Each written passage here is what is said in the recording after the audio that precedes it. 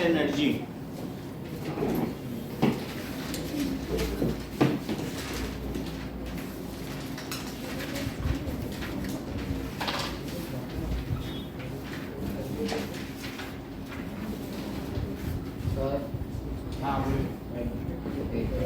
दो बचे हुए हैं ना, दो कौन कौन से बचे हुए हैं? दैट इज सिर्फ कॉटन हो और आयरन हो। दो क्वेश्चन हमारे बचे हैं कि नहीं? सो उसको पहले कंप्लीट करेंगे, फिर अगले चैप्टर पे आएंगे। नाउ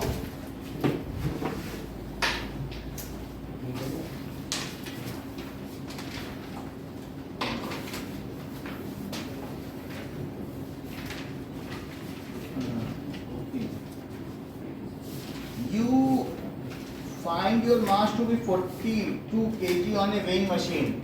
ये एक वेइंग मशीन है। Next question.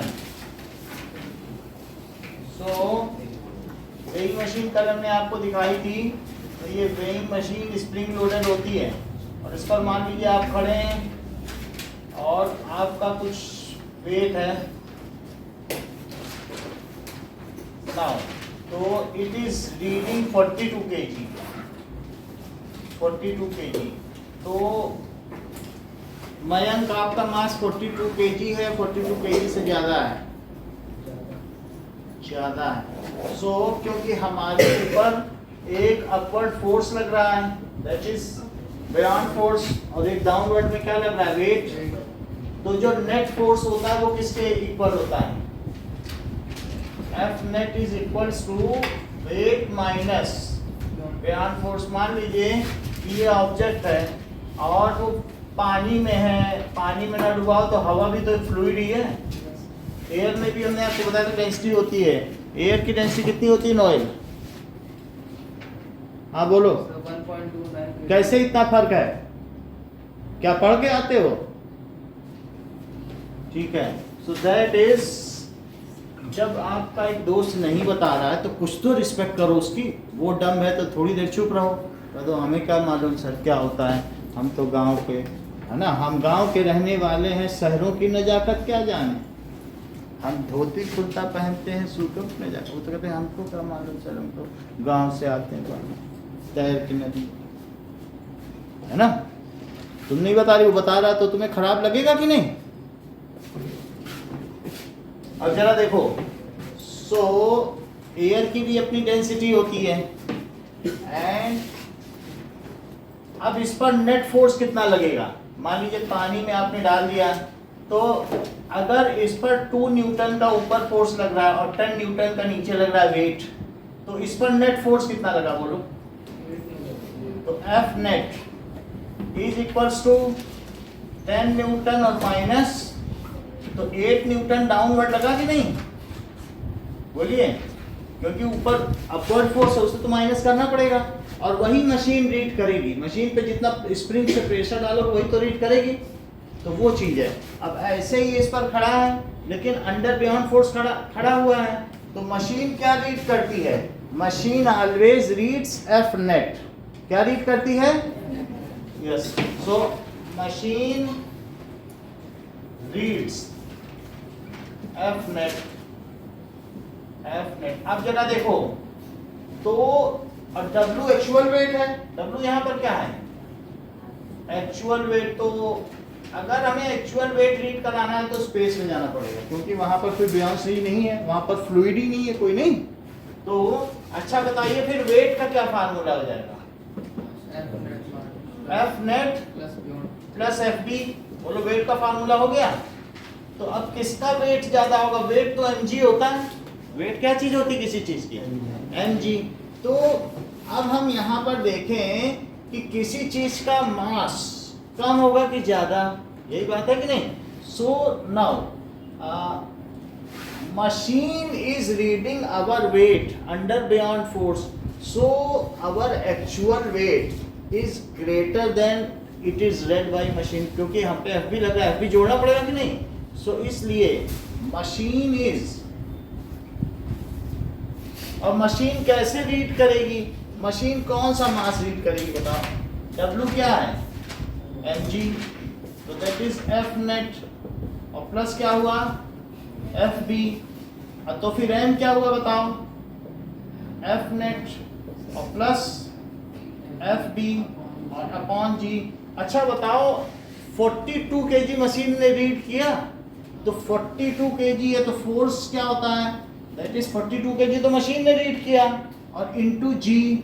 और बताओ एफ बी क्या होगा, beyond force, that is the air displaced by it, ये तो एफ बी वो हुआ, तो एफ बी हो जाएगा और डिवाइडेड बाई जी की वैल्यू अगर पानी में होता तो मैं कह देता मास ऑफ वाटर इनटू जी, तब तो जी जी कट जाते।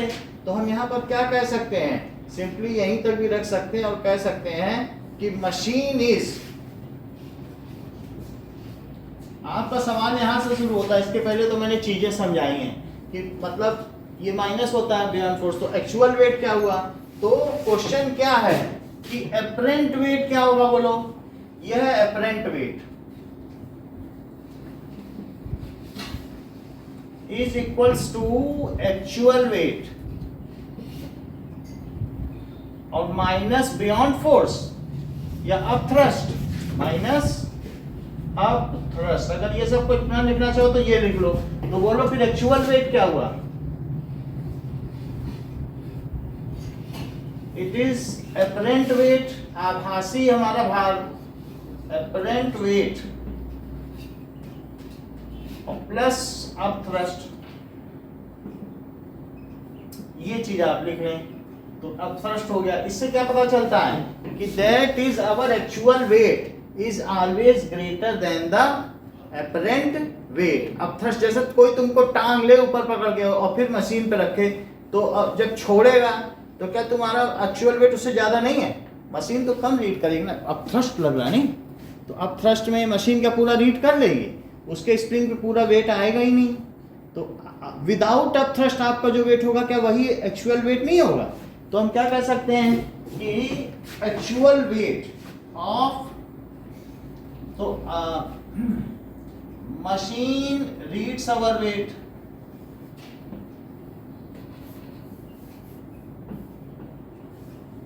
Under upthrust our actual weight,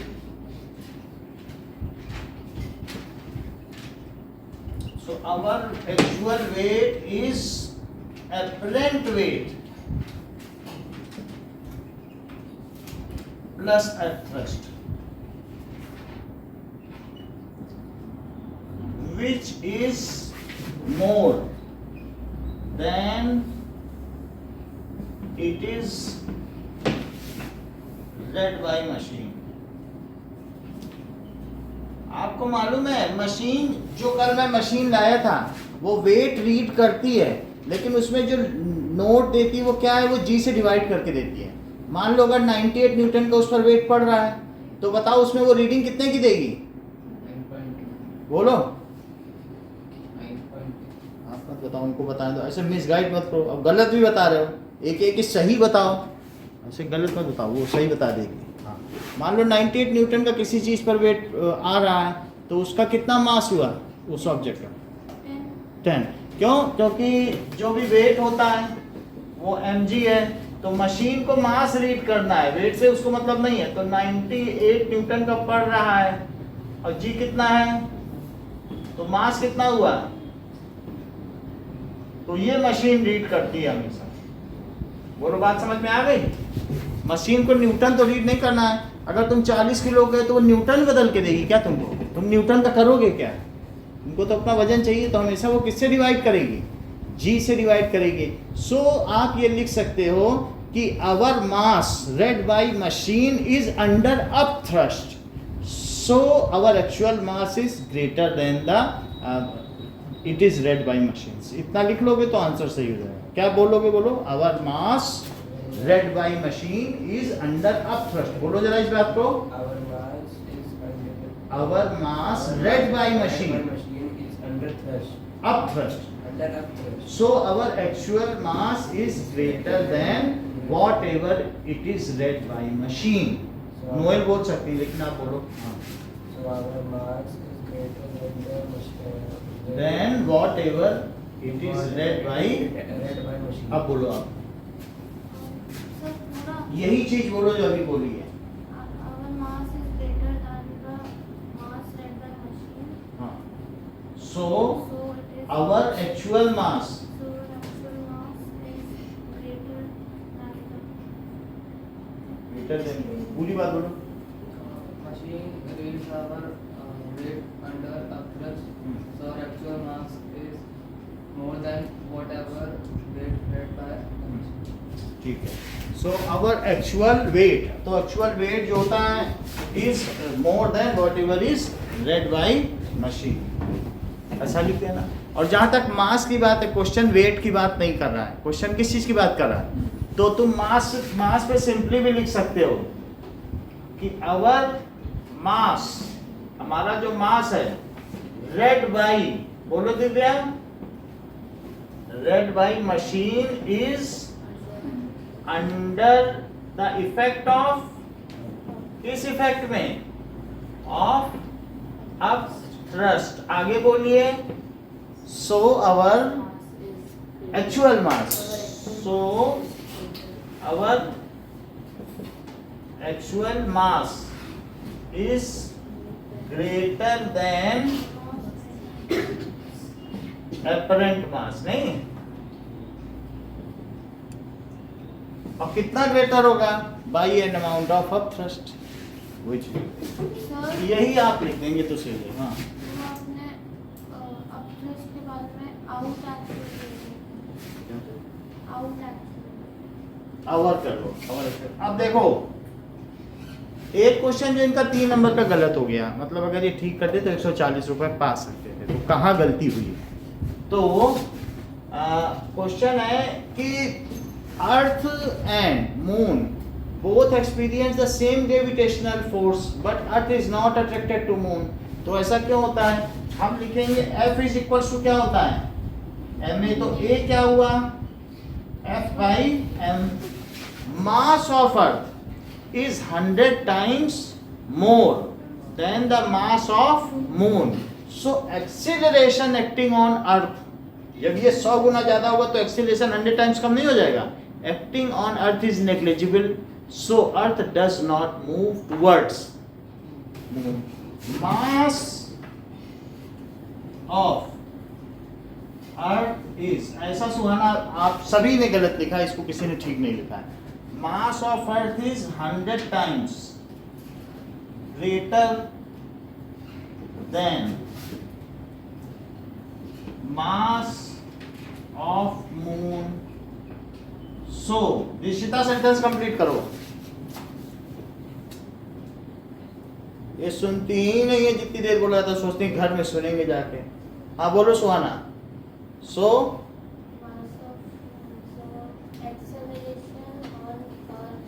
हाँ, एक्सीलरेशन ऑन अर्थ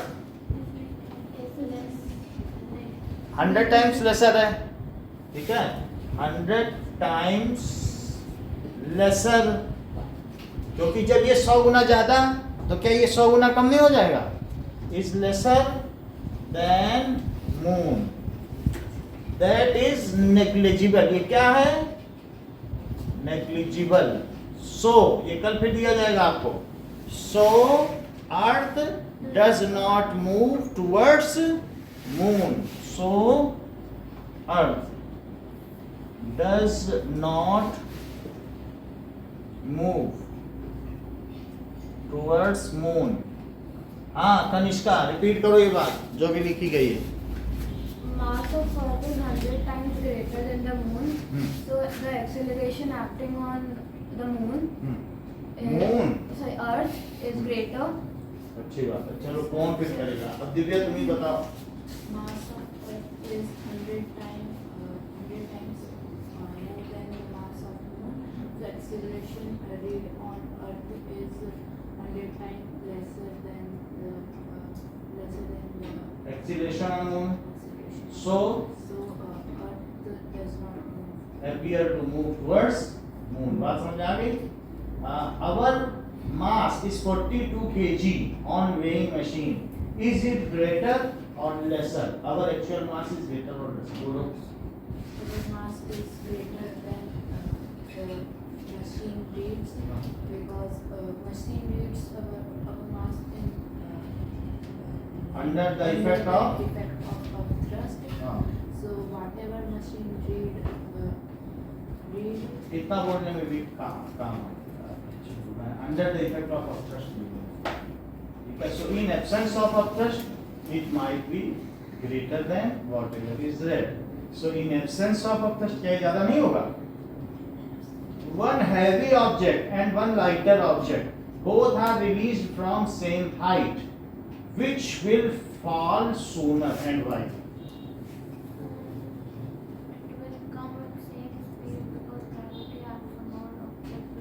ग्रेविटी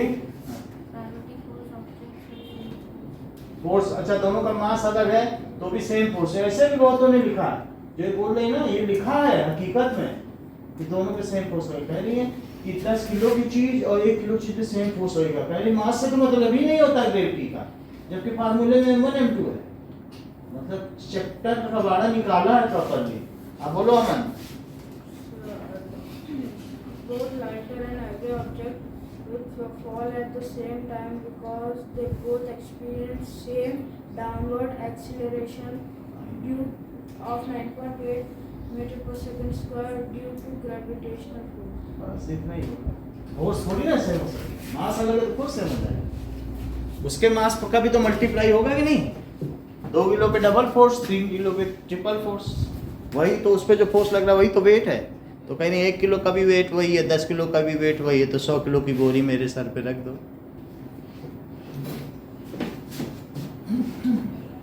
ना। अब अगला क्वेश्चन पूछा जा रहा है कि 100 kg कॉटन है और 100 kg का क्या है? आयरन।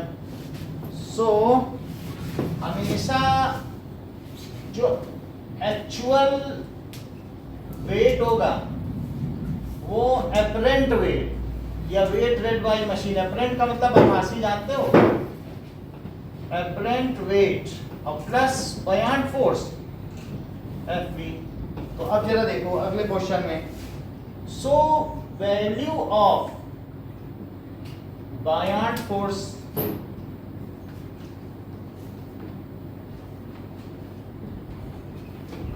ऑन कॉटन, कॉटन क्या ज्यादा हवा को डिस्प्लेस करेगी? इतनी सारी हवा, 100 किलो तो बहुत होता है। सो बयान force on cotton will be more, यानी इसकी वैल्यू मोर होगी कॉटन के लिए। क्यों मोर होगी बताओ दिशिता, दिव्या। रुई पर एक मशीन पे हमने रुई रख दी और एक मशीन पे हमने एक ब्लॉक रख दिया, तो इस पर हमें बयान फोर्स ज्यादा क्यों होगा? ज्यादा, हाँ तो वही तो अपथ्रस्ट होता है, वो ज्यादा क्यों होगा? एरिया नहीं होता, वॉल्यूम होती चीज।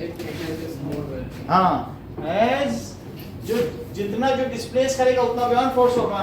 As its volume is more, इसका वॉल्यूम ज्यादा है, so it displaces more air, hence its actual weight by above formula will be more। इसलिए इसका एक्चुअल वेट, क्योंकि जब Fp ज्यादा होगा तो एक्चुअल वेट भी ज्यादा होगा कि नहीं?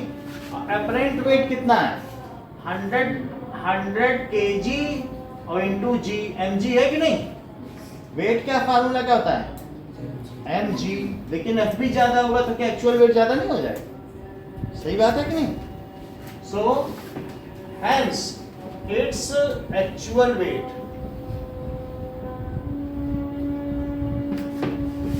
will be, इसलिए more than आयरन, इसका आयरन ब्लॉक से ज्यादा होगा। आयरन भी 100 किलो का है, ये भी 100 किलो की है, दोनों 100 किलो रीड कर रहे हैं। तो अगर मान लो इसका एक्चुअल वेट 100.2 kg है तो इसका एक्चुअल कितना हो जाएगा? ऐसे थोड़ा माइंड लगाओ, क्या ये 100.1 kg हो जाएगा कि नहीं हो जाएगा? हमें बोलो अभिषेक, कितना होगा? कम से कम 102 किलो 103 किलो रुई होगी, क्योंकि उस पर FB बहुत ज़्यादा है। ये तो थोड़ी ही हवा खिसका रहा है, इसको एक आदमी टांगे और इसको कितने लोग टांगे? 4। अब थ्रस्ट बहुत है ना, जितनी हवा खिसकाए कोई उतना ही तो अपथ्रस्ट होगा। ये आर्किमिडीज प्रिंसिपल है कि नहीं? तो समझो इसको 4 लोग अपथ्रस्ट लगा रहे हैं, बहुत अपथ्रस्ट है, और तब भी ये 100 kg का वेट दे रहा है मशीन पे। तो इसका मतलब है कौन ज्यादा भारी है? क्योंकि बहुत सारे अपथ्रस्ट के होने के बावजूद ये 100 किलो मीजर करवा रहा है। तो यदि वे लोग उसे छोड़ दें या फिर तुम इसे स्पेस में ले जाओ जहां कोई एयर ही ना डिस्प्लेस करनी पड़े इसको, तो फिर वो वहां ज्यादा नहीं रहेगा इसका वजन। समझ में आ गई बात? तो क्या लिखा है बताओ? मोर देन आयरन विच एक्सपीरियंसेस लेस अपथ्रस्ट। अब आपको फर्स्ट सेकंड क्वेश्चन तो करना ही है, साथ ही साथ 2 क्वेश्चन और करने हैं कि which object heavier or lighter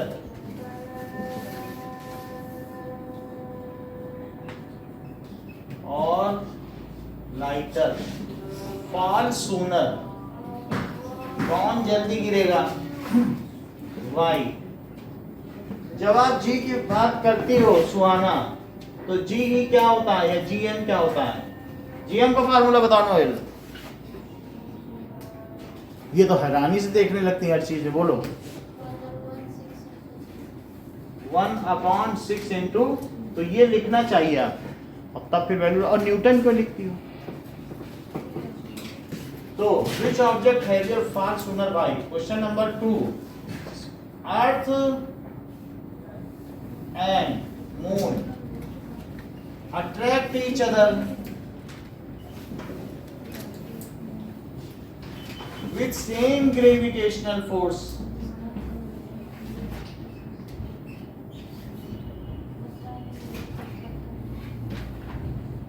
But Earth does not move.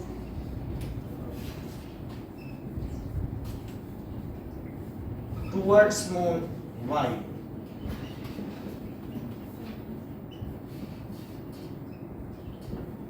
और इसके अलावा इन टेक्स्ट क्वेश्चन 1 and 2, ये चारों को ज्यादा लिखने की जरूरत नहीं है, यही लिख देना, इतना मास के लिख देना। और ये दोनों का तो बता ही दिया है आपको, ये भी लिखने की जरूरत नहीं, बस apparent wait.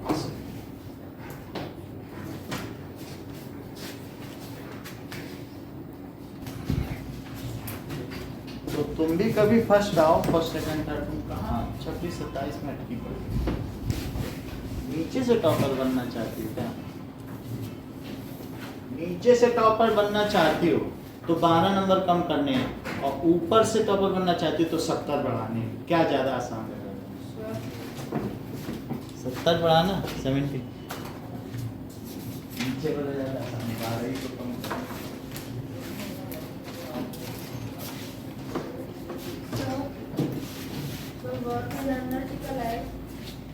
Work and energy थोड़ा कराएंगे, थोड़ा बहुत तो इसी हफ्ते का आएगा। देखो ना, चलो जमा कर दिया, लाइव जमा कर दिया, जमा करो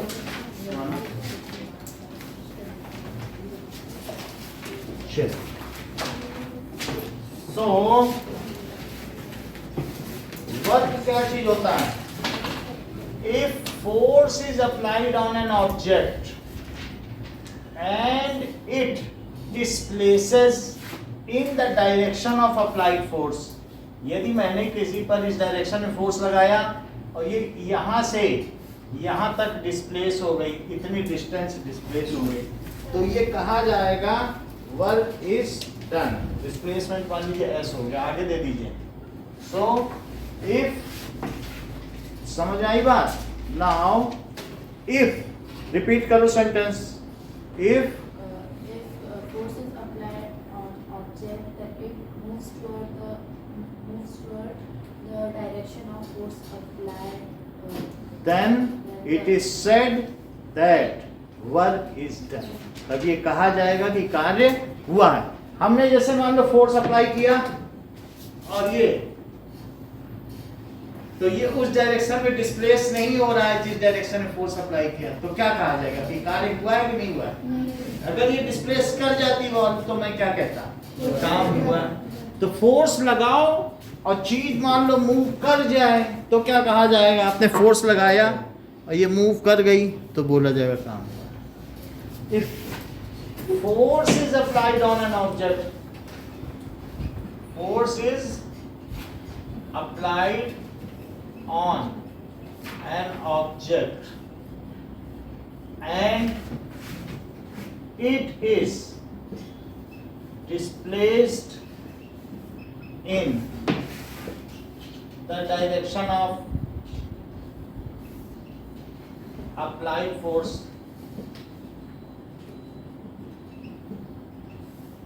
then it is said that work is done। जैसे कि मान लीजिए ये एक किसान खड़ा है और वो अपने सर पर कुछ सामान लेके खड़ा है, तो और ऐसा करके ना ये, तो बताओ आधे घंटे से खड़ा है तो वर्क डन हुआ है कि नहीं? क्योंकि इसने जो फोर्स लगाया है वो किसके अगेंस्ट में लगाया है? घास का जो दैट इज बंडल ऑफ हे है, घास का ढेर या भूसे का ढेर है, वो ग्रेविटी के अगेंस्ट लगाया होगा फोर्स। और क्या उसने ग्रेविटी के अगेंस्ट में उसको डिस्प्लेस किया? कुछ नहीं किया, बस लेके खड़ा ही तो है। तो वो किसके अगेंस्ट फोर्स लगा रहा है? ग्रेविटी के अगेंस्ट। तो फोर्स वो अपवर्ड लगा रहा है, और क्या ऊपर की ओर डिस्प्लेसमेंट या हो रहा है? कुछ नहीं हो रहा है, डिस्प्लेसमेंट ही नहीं हो रहा है। तो इसलिए नो वर्क इज डन, उसी डायरेक्शन में होना चाहिए। मान लीजिए ये मून है, अब मून डिस्प्लेस हो रहा है और ये अर्थ है, तो बताओ ये मून कार्य कर रहा है? क्यों नहीं कर रहा है? क्योंकि मून का डिस्प्लेसमेंट इधर है और जबकि इस पर ग्रेविटी किधर लग रही है? इधर। क्या जिधर फोर्स लग रहा है उस डायरेक्शन में डिस्प्लेस हो रहा है? नहीं हो रहा है। मान लीजिए ये बस है, उधर हमें इसको पुश करने पे उधर चली जाएगी, समझ आया? उधर ही तो जाएगी अगर इसमें पहिया लगा है, और कोई इधर से फोर्स लगा है, कहते हम भी मदद करेंगे बस को हिलाने में, तो क्या उसको बाद में लस्सी पीने को मिलेगी जब बस चलेगी? तो लोग कहेंगे तुम परपेंडिकुलर फोर्स लगा रहे थे, तो उधर तो गई नहीं। परपेंडिकुलर डायरेक्शन में नहीं माना जाता है, यानी आप जिधर लगा रहे हो उधर ही तो जाना चाहिए कि नहीं? तो ग्रेविटी फोर्स लगा रही है, तो क्या मून उसी तरफ आ रहा है कि नहीं? मून और अर्थ के बीच की डिस्टेंस 3.84 इंटू 10⁵ किलोमीटर वो फिक्स है, वो बदलेगी नहीं। क्या मून डिस्प्लेस हो रहा है? नहीं डिस्प्लेस हो रहा है, तो उसका डिस्प्लेसमेंट किसी और डायरेक्शन में है। तो अभी दिव्या ने क्या बताया? The object should get displaced in the direction of applied force. तो क्या वो ग्रेविटी की डायरेक्शन में मूव कर रहा है? मूव नहीं कर रहा है, तो क्या माना जाएगा फोर्स हो रहा है? वर्क नहीं हो रहा है, तो यहाँ पे वर्क नहीं हुआ ना, no work is done. As moon is not displaced in the direction of gravitational force, as moon is not displaced in the direction of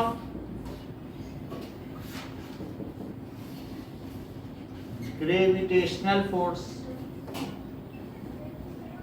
वो परपेंडिकुलर हो रहा है, so no work is done, no work is done। अगर मान लीजिए if a planet, एक planet है, is moving in Interstellar space, मतलब वहां दूसरे कोई प्लैनेट ही नहीं है, इंटरस्टेलर स्पेस। इंटरस्टेलर स्पेस क्या होता है? इन absence of other celestial body,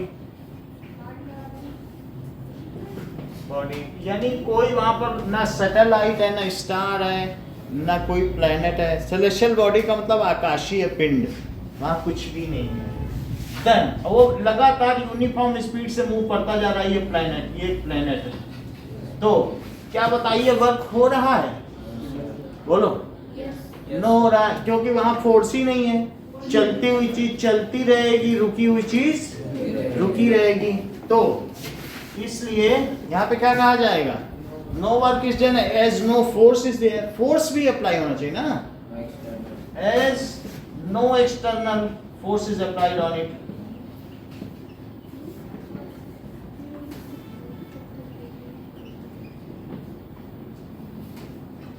Applied on it, so no work is done. Now work की definition बत समझिए। Work is product of magnitude of applied force। मान लो 4 न्यूटन का तुमने फोर्स लगाया है और यहाँ पर ये चीज यहाँ से यहाँ इसके सेंटर से इसके सेंटर तक डिस्टेंस मेजर करो, ये 3 मीटर मूव कर गई, 4 न्यूटन का है। So work is product of magnitude of applied force F into S. W is equals to F into S. So इसका क्या मतलब है? F into S. Work is product of magnitude of applied force, कितना force apply किया गया, and ठीक है displacement का भी सिर्फ मैग्नीट्यूड लेना है, साइन नहीं लेना है, समझना की बात है। And magnitude of displacement.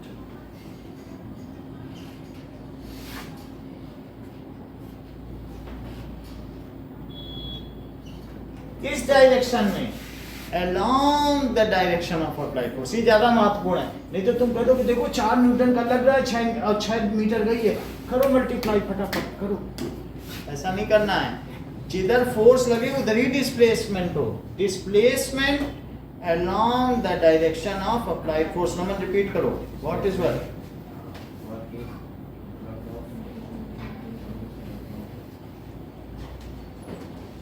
Dishita repeat करो। Work is the product of magnitude of displacement and magnitude of applied. Work is product of magnitude of applied force and magnitude of displacement along the direction of applied force। अभी लिखा नहीं है मैंने बोला, but इसके आगे क्या लिखना है? along the direction of। नहीं तो यहाँ पर भी तो डिस्प्लेसमेंट है, लेकिन क्या वह उसी दिशा में हो रहा है जिस दिशा में फोर्स लगा, नहीं हो रहा ना, तो यहाँ वर्क ही नहीं। तो ये और लिखें, along the direction of applied force। तो कुमकुम बताइए हमारे इस केस में कितना वर्क डन हो रहा है? हाँ बोलो Devika.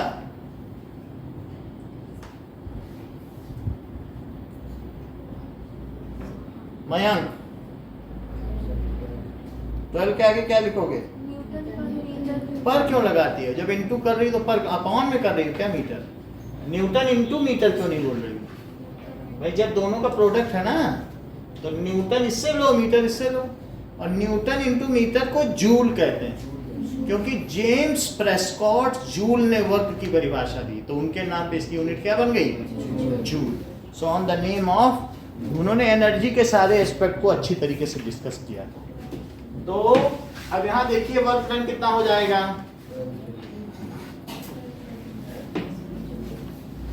Now W is equals to force into displacement, that is 4 Newton into 3 meter, so that is 12 Newton metre, या फिर इसे 12 जूल भी कह सकते हैं। यदि पूरा लिखना तो J छोटा होना चाहिए, और नहीं तो इसे कैपिटल भी लिख सकते हो।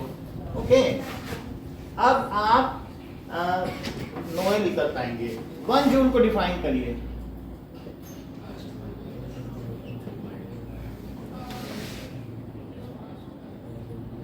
हाँ बोलो, कोई बात नहीं, उत्तर सुनो। Unit displacement हाँ, with unit displacement बोलो कर। Which is 1 Newton of force is multiplied by ऐसा नहीं होता, दिव्या बोलो। which is the product of ऐसा नहीं है अभिषेक। अमन force of हाँ बोलो। 1 Newton If force of 1 Newton applied is applied and 1 meter of displacement is then the work acting on it is in the direction of applied force जरूर बोलो, अगर इस chapter में एंट्री करनी है तभी टिकट मिलेगा। तो if 1 Newton force is applied and the object get displaced by 1 meter in the direction of applied force, यदि 1 न्यूटन बल आरोपित किया जाए और वस्तु 1 मीटर उसी दिशा में विस्थापित हो जाए तो ये कहा जाएगा कि उस वस्तु पर 1 जूल कार्य किया गया है। कनिष्का मिश्रा इस चीज को रिपीट करेंगे। If 1 Newton of force is applied to an object, then the object Suhana If 1 Newton of force is applied to an object and it moves 1 meter in the direction of applied force, then the work acting on it is work done on it, work done होता है T में, ठीक है ना। Work done on it is 1 joule, इस चीज को लिखें। इफ 1 न्यूटन, समझ लो एफ डब्ल्यू क्या होता है, एफ इंटू एस। तो 1 न्यूटन तुमने फोर्स अप्लाई किया और ये कितना चल दिया, तो क्या ये 1 न्यूटन मीटर हो गया, तो क्या ये 1 जूल हो गया, सही है कि नहीं। So if 1 newton force apply किया जाता है, applied on an object, and तो ऑब्जेक्ट पे हमने अप्लाई किया and it get displaced by 1 metre, then आगे सेंटेंस पूरा करो ना मन। इन द डायरेक्शन, अमन बोलो। then it is said to be 1 joule is applied. Work को भी अप्लाई करना है। the work done is 1 joule. हाँ, then work done on object, किसी भी वस्तु पर किया गया कार्य इज 1 जूल। बोलो, बात समझ में आ गई, ठीक है। देविका रिपीट करो। If 1 n force is applied on an object, then मत बोलो and it gate and displaced, it get displaced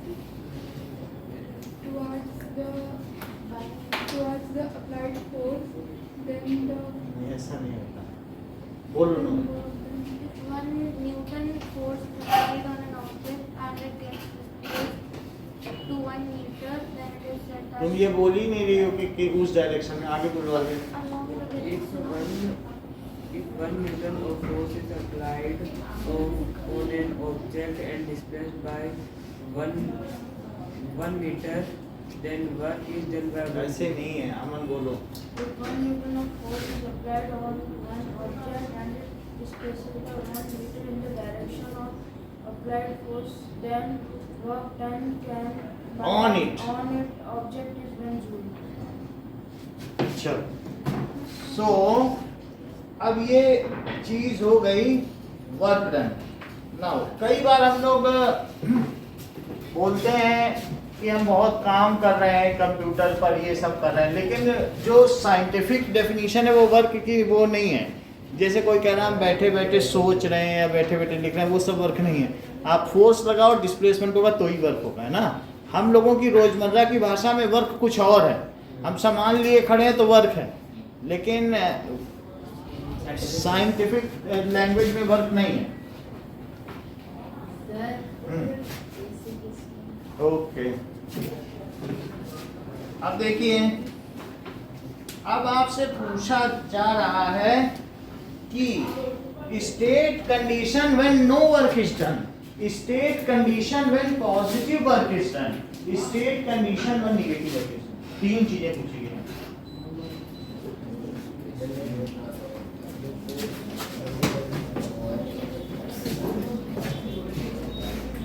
तो ये क्वेश्चन इंपॉर्टेंट है कि कब कार्य नहीं हो रहा है, कब पॉजिटिव वर्क हो रहा है, और ये भी पूछा गया है कि कब निगेटिव वर्क हो रहा है. So all three conditions let us state it now.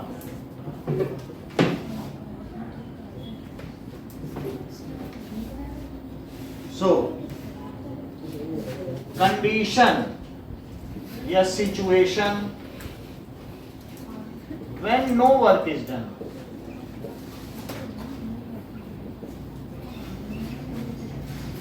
ये देखो, तो पहली चीज इफ फोर्स इज जीरो, कोई फोर्स ही ना लगाया जाए. जैसे मैंने इंटरस्टेलर स्पेस का एक बनाया था फोटो, वो चलता चला जा रहा है लेकिन कोई फोर्स तो लगा नहीं. वो सालों से, कई मिलियन ईयर से वो चल ही रहा, लेकिन फोर्स नहीं तो कोई वर्क माना जाएगा. इफ एफ इज जीरो, तो अगर एफ ही जीरो हो जाए, यहाँ रखो जरा, एफ को जीरो कर दोगे तो फोर्स होगा क्या, कुछ वर्क डन होगा क्या कुछ. अच्छा, दूसरी चीज, तुम दीवार को हिलाने लग जाओ, इफ डिस्प्लेसमेंट इज जीरो. तीसरी चीज बताओ जरा अभिषेक, Not in the direction of. If displacement is perpendicular. ऐसे 3 क्वेश्चन एक्सरसाइज में जिसमें डिस्प्लेसमेंट, इफ डिस्प्लेसमेंट इसके क्या हो, परपेंडिकुलर. परपेंडिकुलर इसलिए बोल रहा हूँ कि कुछ लोग जब कार को धक्का देते हैं तो यहाँ से भी देते हैं, तो उसका एक कंपोनेंट वहाँ लग जाता है और कार चल जाती है. लेकिन जो ये काम कर रहा है, इधर से धक्का दे रहा है और क्लेम कर रहा है हम ही ने तो चलाई, वो बेईमानी कर रहा है. वो बिल्कुल नहीं चला रहा, झूठ बोल रहा है. इधर से कराएगा उधर चली जाएगी क्या, परपेंडिकुलर नहीं लगता कोई फोर्स तुम्हारा, है ना. हो सकता है परपेंडिकुलर, नहीं हो सकता ना. So if displacement is perpendicular to the direction of applied force, तो तब कहा जाएगा नो वर्क इज डन. अच्छा, सर ये भी तो लिखी हुई है कि फोर्स अप्लाई नहीं हुआ है. वो लिखिए, when situation, when negative work is done,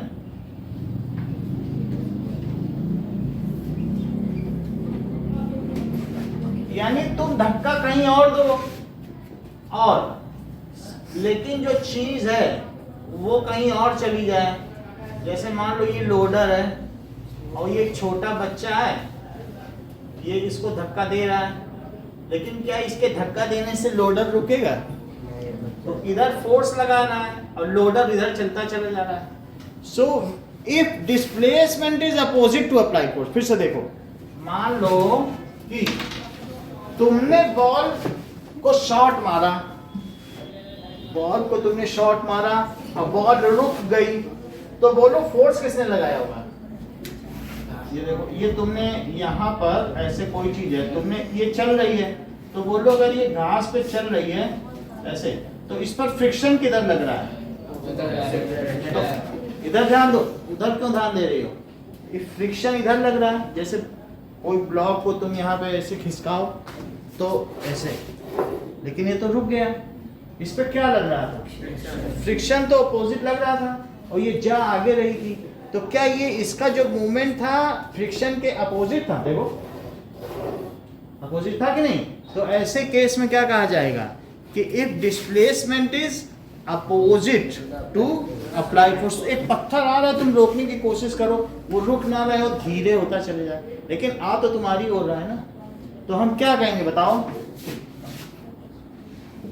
if displacement is opposite to applied force. फिर से देखो, मान लीजिए ये this is a car which is आगे चलती चली जा रही है और इस पर कोई फोर्स लगा रहा है, कोई पहलवानी होगा तो वो इस पर फोर्स लगा रहा है, और लेकिन वो किसी भी तरीके से फोर्स लगा रहा है. उसके हाथ में एक लाठी है, लाठी से डंडा मार रहा है, खुद तो नहीं पकड़ रहा है, तो कुछ भी फोर्स लगा रहा है. वो 100 न्यूटन का फोर्स लगा रहा है. और जबकि कार इधर मूव करती चली जा रही है और कार 20 मीटर तक मूव कर रही, इधर मूव कर रही है, ठीक है, कार का इंजन ऑफ है लेकिन वो आगे बढ़ रही है। तो ऐसी स्थिति में वर्क डन कितना हुआ? Work done is equal to force into displacement. Force कितना है? अच्छा, डिस्प्लेसमेंट उधर ही है कि अपोजिट है? तब माइनस लगा देना। इसलिए अपोजिट अगर है, अपोजिट है, ये कैसे पता चलेगा कौन सा फोर्स लग गया? फोर्स मान लीजिए वो आपको बता देगा, कुछ ना हो तो फ्रिक्शन ही होगा, और कोई लगा रहा है तो उसका फोर्स लिखा जाएगा। तो मान लीजिए किसी ने फोर्स इधर लगाया और कार उधर कितने मीटर चली? 20 मीटर, तो कितना फोर्स इस पर कार्य कर रहा है? सो इससे क्या पता चला? मैंने कहा ना अपोजिट है। तो ऐसी स्थिति में ये -2000 जूल। बोलो, बात समझ आ गई? और तीसरी केस देखो, सिचुएशन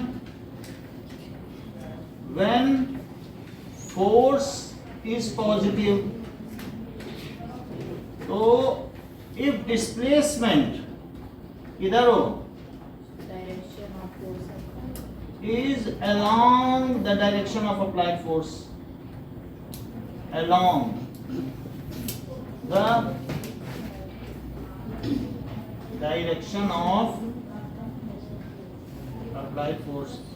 जैसे आप ऐसे समझो कि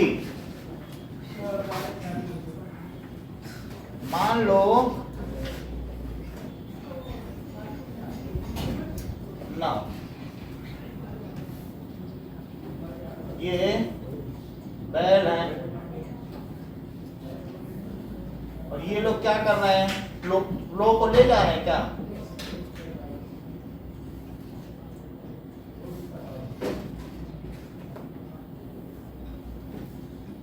और दो बैलों की कथा है, हीरा और मोती।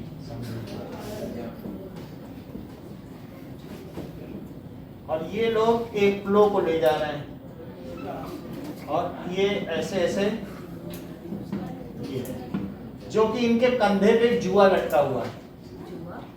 जुए पे तो बैल होता है, खेती तो तुमने की होगी ना गांव में, टमाटर तो उगाए होंगे।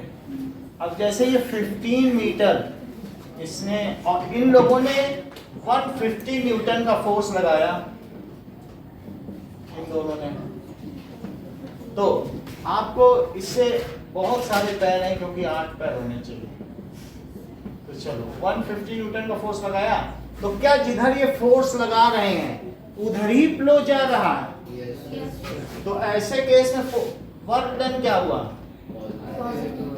150 न्यूटन और इनटू प्लस 2250 जूल। समझ में आ गई बात? यदि तुमको समझ में आ गई है तो एग्जाम्पल 11.1 करो।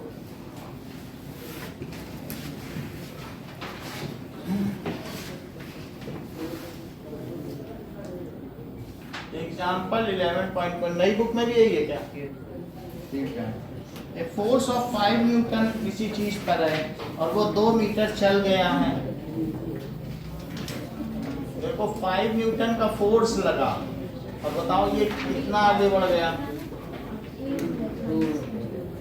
मतलब यहाँ से इसके मिड से मिड तक लेना, 2 मीटर तक चल गया, उधर ही गया जिधर फोर्स लगाया गया।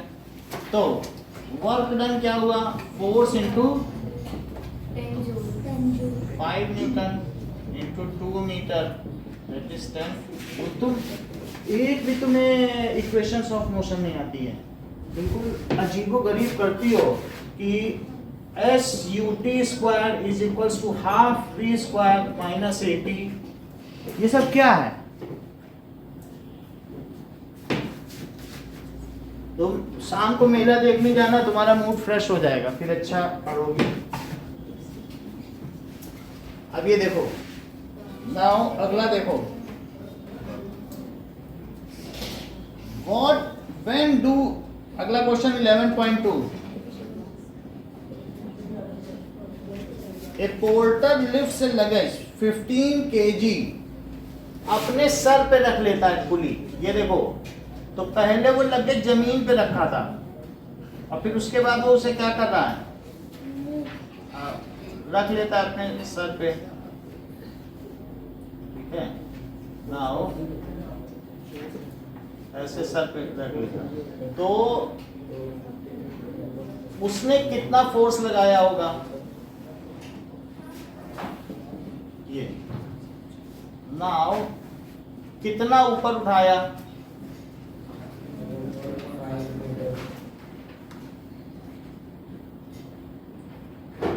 नाउ तो इतना से इतना ऊपर उठाने में पहले तो बताओ इसका वेट कितना है।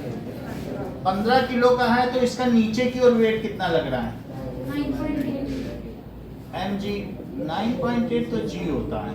15 किलो की चीज है कि नहीं, तो वेट कैसे निकालोगे, 15 इंटू मल्टीप्लाई करो, g को 10 लिया गया है, 10 लो आप भी, तो 150 न्यूटन इस पे नीचे लग रहा है वेट। तो उसे कितना अपवर्ड फोर्स लगाना चाहिए अगर उठाना चाहता है तो, जितना किसी का वेट है उतना ही ऊपर लगा दो तो वो चीज उठ जाएगी। तो अपवर्ड फोर्स नीडेड, और क्या वो उस बक्से को उठा भी ले रहा है, उठा ही ले रहा है, और फिर अपने सर पे ले रहा है, लेकिन कितना उठा रहा है कि जितनी उसकी हाइट होगी उतना ही तो उठाएगा, शरीर तो रखना है।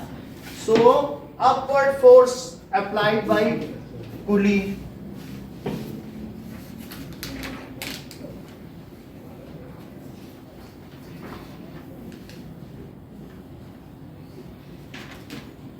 now upward force applied, it is equals to 150 newton. और बोलो, और डिस्टेंस मूव क्या है, डिस्प्लेसमेंट की भी जरा बताइए, क्योंकि पोर्टल की हाइट कितनी है, 1.5 मीटर। सो s क्या हुआ,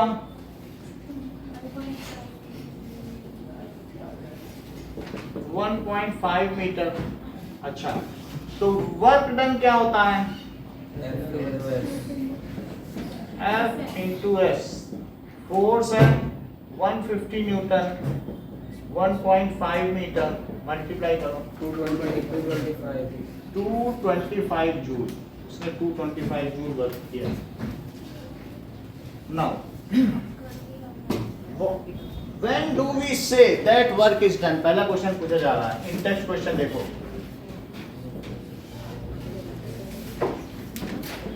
if force is applied on an object get displaced in the direction of applied force, then it is said that work is done. If force is applied on an object and it get displaced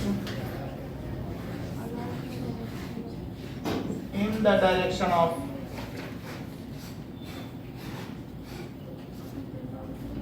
applied force, then it is said that work is done.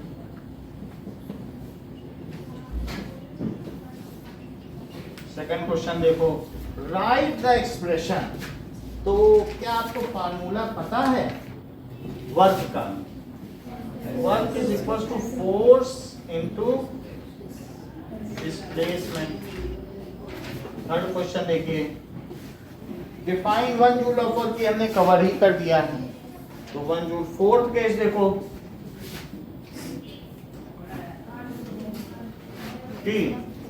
Pair of bullocks जो 140 Newton है और 15 metre खींच लेते हैं, तो work done किसके equal होता है, फोर्स इनटू डिस्प्लेसमेंट। 140 न्यूटन का वो फोर्स लगाना है, और जमीन की प्लोइंग कितनी कर ले रहे हैं, 15 मीटर। जरा मल्टीप्लाई तो करो,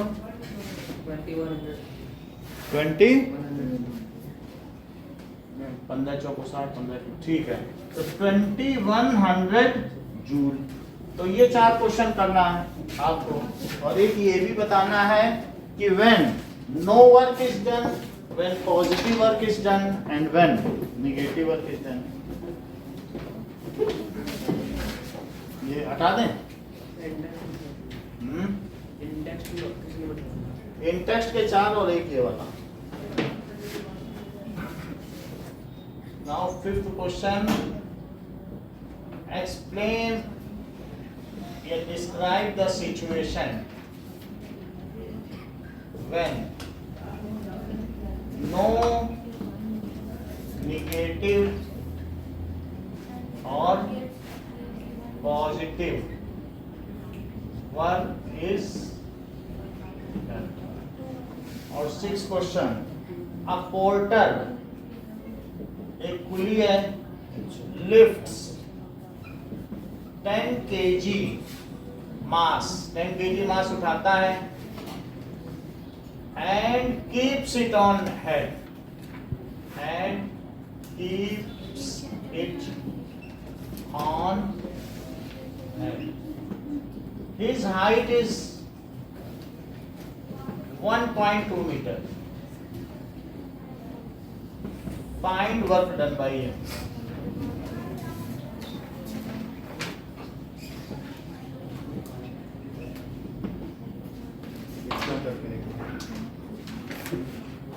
है वही क्वेश्चन, बट एक उसका 10 kg लिया गया, तो 10 kg से W निकाल लेना mg करके, तो 98 आ जाएगा। 10 kg में कितना आता है, तो वो कितना फोर्स लगाएगा बताओ, 98, और कितना ऊपर उठाएगा, 1.2 मीटर।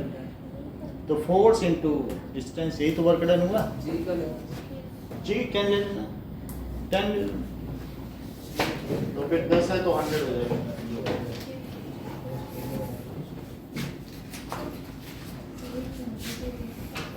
इसी की तरीके से